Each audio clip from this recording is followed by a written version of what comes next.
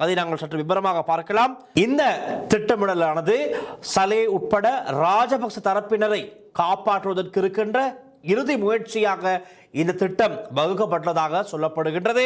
அதே போல கோட்டாபே ராஜபக்ச தப்பியோடியதன் பிறகு ரணில் விக்ரமசிங்கோட ஆட்சி காலத்திலே இந்த குழு மறைமுகமாக இயங்கி இருக்கின்றது. அவர்கள் பயிற்சி பெற்றிருக்கிறார்கள்.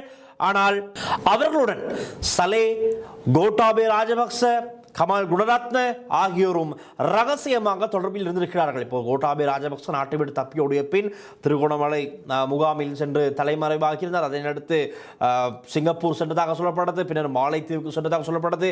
அப்படியெல்லாம் சென்று வந்தவர் மீண்டும் இலங்கைக்கு வந்துவிட்டார். ரைட், ரணில் விக்ரமசிங்க ஆட்சி காலத்திலே மீண்டும் இலங்கைக்கு வந்தவுடன் கூட அந்த குழுவினரோடு ரகசியமாக தொடர்பில் இருந்திருப்பதாக இந்த ஆய்வு கட்டுரையிலே சொல்லப்படுகின்றது. ரைட், இதில் சொல்லப்படுகிறது முக்கியமான விஷயம், சலே අත්අඩංගුවට පත්වීමත් සමග කුමන්ත්‍රණකාරී පාස්කු ප්‍රහාරය වැනීම ප්‍රහාරයක් එල්ල කරවීම මගින් පාස්කු ප්‍රහාරය පිළිබඳ අවසන් විමර්ශන අඩපණ කරවමින් සලේ අත්අඩංගුවට ගැනීම නිසා ජාතික ආරක්ෂාව බිඳවැටීම ආරම්භ වූ බව පෙන්වීමත් ඉලක්කය වී තිබේ.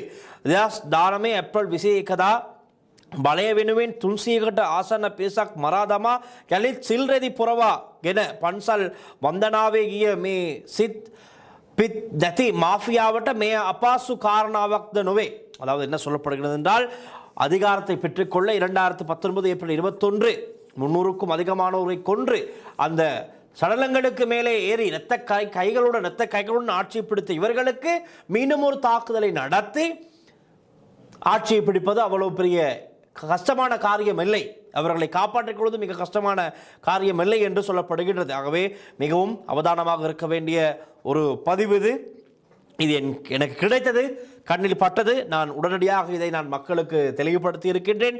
நிச்சயமாக இது சார்ந்த பாதுகாப்பு தரப்பில் இருந்தால் இந்த ஆய்வு கட்டுரை சம்பந்தமாக நிச்சயமாக பார்க்க வேண்டும். ரைட், இது உண்மையா பொய்யா என்பது இரண்டாம் விஷயம். இப்படித்தான் 2019 முன்னெச்சரிக்கையாக அவதானமாக இருங்கள், இப்படி ஒரு தாக்குதல் நடத்தலாம் என்று சொல்லப்பட்டது. அதை யாரும் கவனத்தில் எடுத்துக்கொள்ளவில்லை. அவர்களுடைய பாதுகாப்பை பார்த்தார்களே தவிர மக்கள், அப்பாவி மக்களுடைய கவனத்தை யாரும் பெரிதாக பார்க்கவில்லை. அதற்கு பிறகுதான் எல்லா ஆலயங்களிலும் துப்பாக்கி தாங்கிய இராணுவத்தினர், போலீசார் எல்லாரும் நிற்கிறார்கள் பாதுகாப்புக்கு. அதை தொடர்ந்து 1 வருடம் 2 வருடம் தொடர்ந்து ஆலயங்களில் இருக்கிறார்கள். அது இல்லை விஷயம். ஒரு தகவல் கிடைத்ததுமே அந்த பாதுகாப்பை உறுதிப்படுத்தியிருக்க வேண்டும். ஆனால் இப்பொழுது இந்த கட்டுரை எழுதிய ரசல் ஏவாவசம் அவருக்கு ஒரு சில தகவல்கள் கிடைத்திருப்பதாகத்தான் அவருடைய இந்த கட்டுரையில் குறிப்பிட்டிருக்கின்றார்.